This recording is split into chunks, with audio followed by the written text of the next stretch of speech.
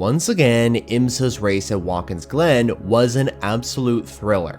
The event was action-packed, including major incidents, intense rainfall, lots of different strategy calls, and unexpected conclusions. So in this video, I'll dive into everything from the 6th round at Watkins Glen, as this is my race report of the 2025 Sail-In 6 Hours of the Glen. Every single time IMSA heads to upstate New York, the venue always delivers. And for 2025, before the race began, there was of course qualifying. And for the second time in a row, Meyer-Shank Racing's number 93 Acura would take pole position for the start. This time though, it was Renger van der Zande that would qualify on top with a 1 minute 31.558 lap time, while PJ Hyatt qualified on pole in LMP2 in the number 99 AO Racing Orica, aka Spike. Meanwhile, Pfaff Motorsports would qualify their number 9 Lamborghini Huracan on top in the GTD Pro class, while the Heart of Racing would start on pole in GTD for the very first time this year with their number 27 Aston Martin Vantage GT3 Evo. At the very start, Renger van der Zande would hold on to the lead in the number 93 Acura, while the number 31 Whelen Cadillac stayed right behind. But almost immediately, the skies grew darker and rain started to come down, which saw a lot of the cars being very skittish amongst the 4 classes that were present. Soon, contact was made at the bus stop chicane between the number 10 Cadillac and the number 60 Acura, but thankfully neither entry would retire or get major damage. But the number 10 car from Wayne Taylor Racing would move down the order.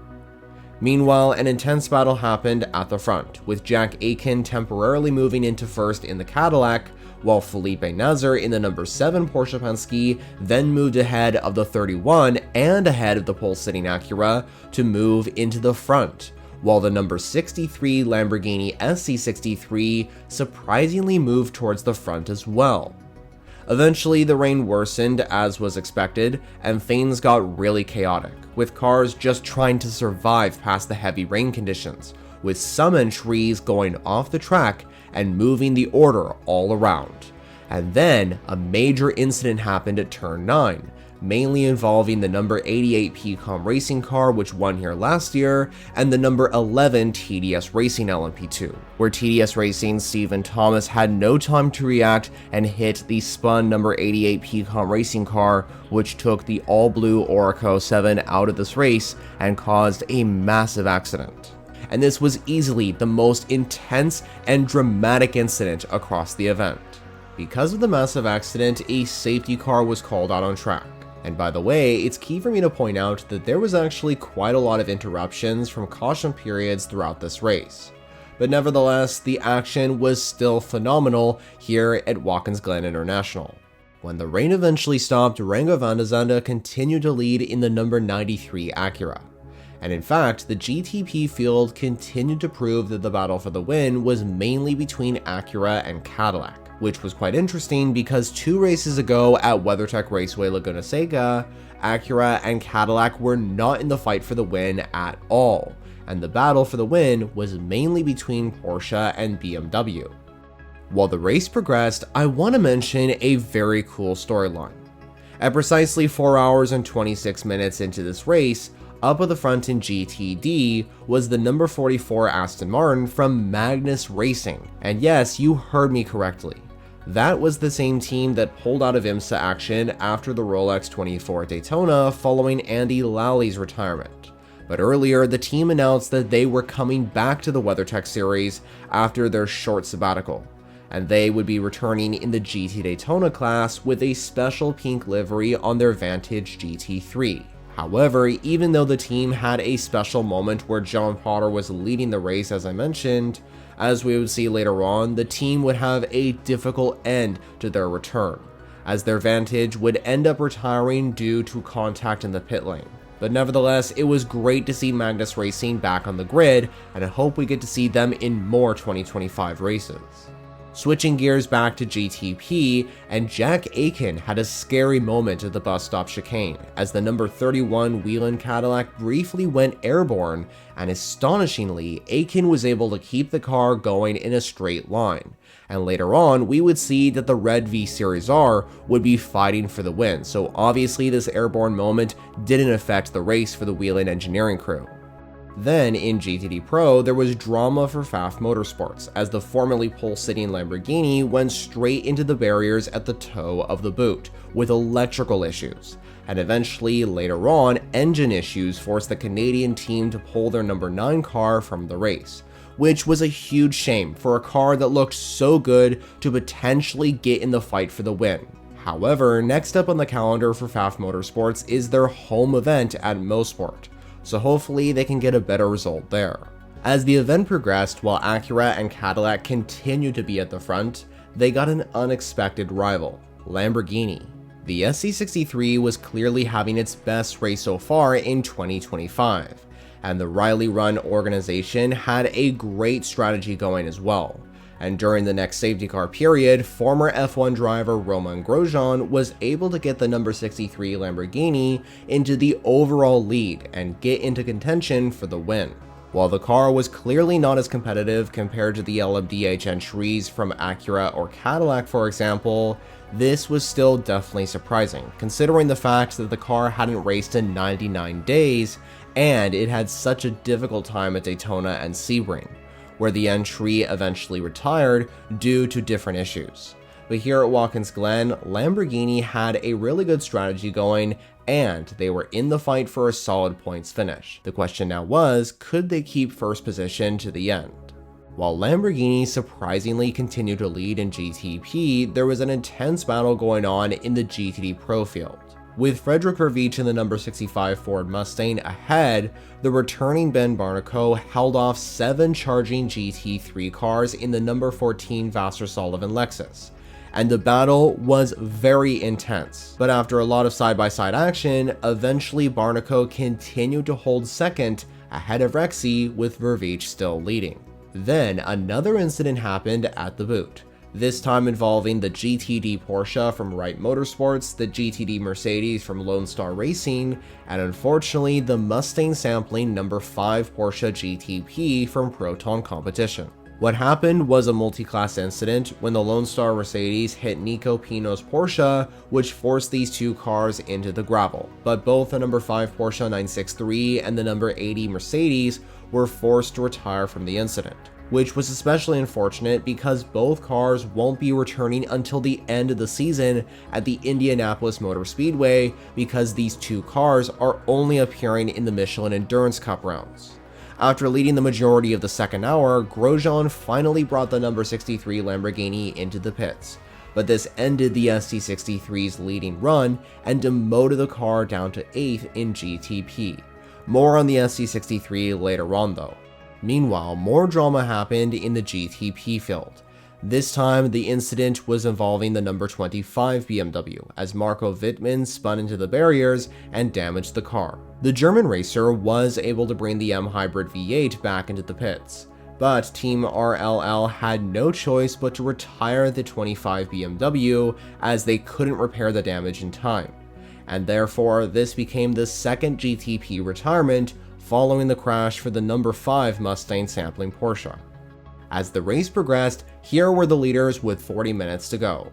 Earl Bamber led in the number 31 Whelen Cadillac in GTP, the number 22 United Autosports car was on top in LMP2, Max Hesse was leading in GTD Pro in the number 48 BMW, and finally the number 12 Vassar Sullivan Lexus of Jack Hawksworth led in the GTD class. But then, drama struck again, just 20 minutes later, when the championship-leading number 7 Porsche Penske crashed heavily. Nick Tandy spun at turn 1, and the Porsche was completely destroyed after that, and Porsche Penske Motorsport were unfortunately forced to retire, which in fact was the team's first IMSA retirement since 2023 at Motul Petit Le Mans, when the number 6 car retired in a huge crash. In the final 5 minutes of this event, Earl Bamber continued to lead in the Whelen Cadillac and looked good to take victory, with Tom Blomqvist behind in the number 60 Acura.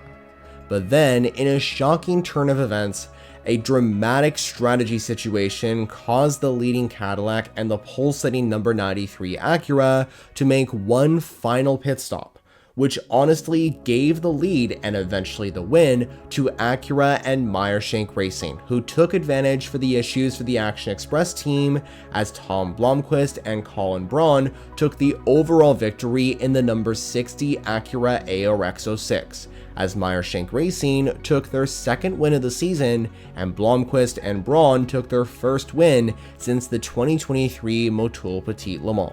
However, this was absolutely devastating for Earl Bamber and Whelen Engineering, as they had surely locked in the win here. But this whole situation prevented them from achieving this big result and getting their first win since 2023.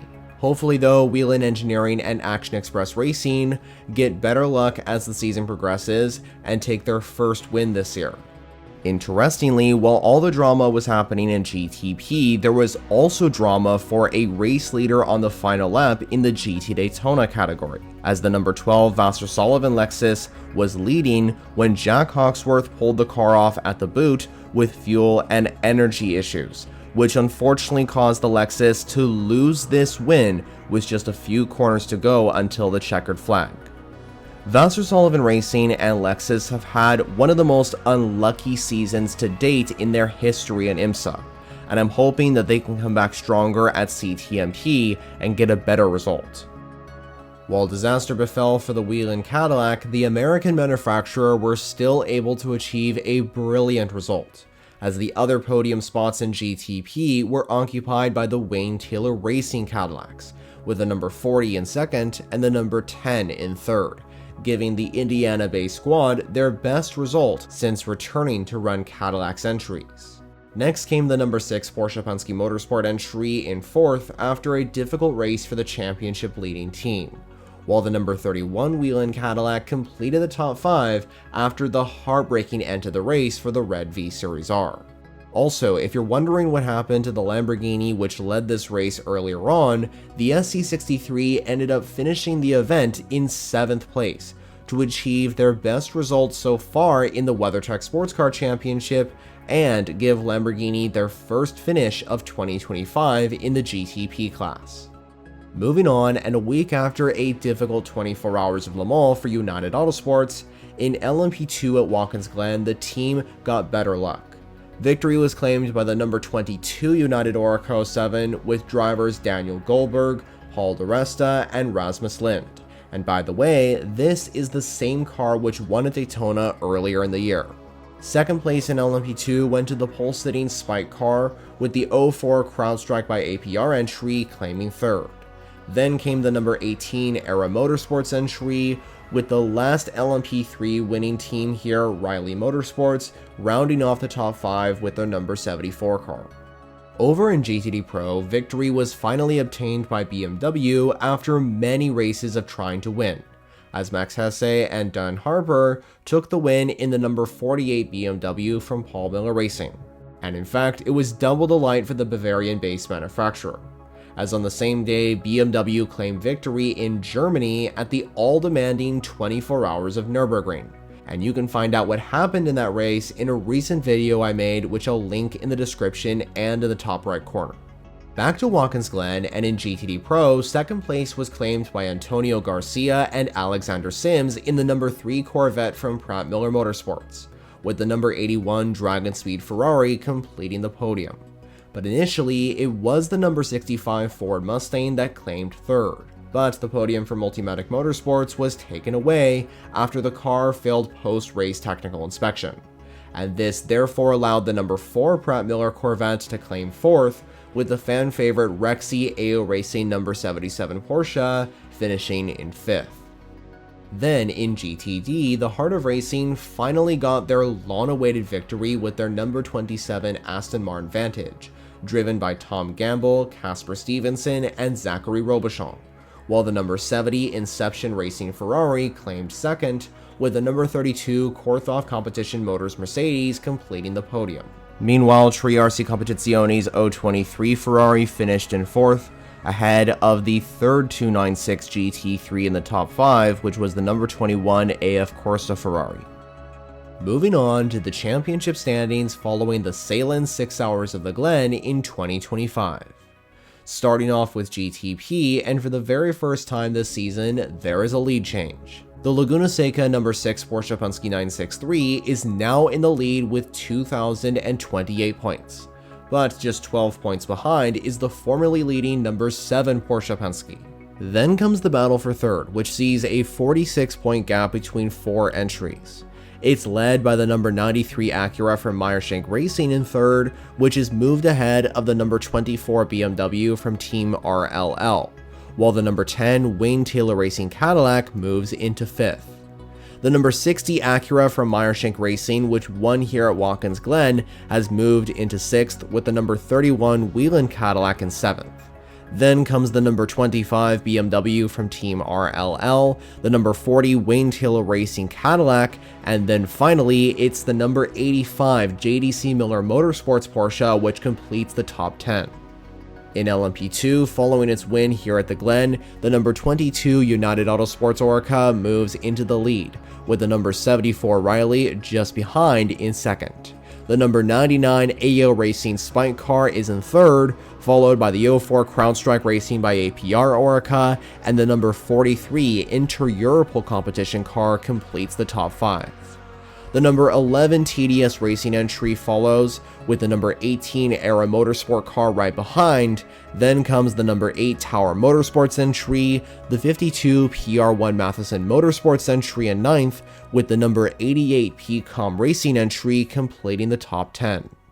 Just like in the previous two classes, there's a lead change in GTD Pro. The number 3 Corvette from Pratt Miller Motorsports is now at the top, followed by Rexy, the number 77 AO Racing Porsche in second, with the number 81 Dragon Speed Ferrari completing the top 3. Then comes the number 64 Ford from Multimatic Motorsports, followed by the Watkins Glen winning BMW from Paul Miller Racing completing the top 5.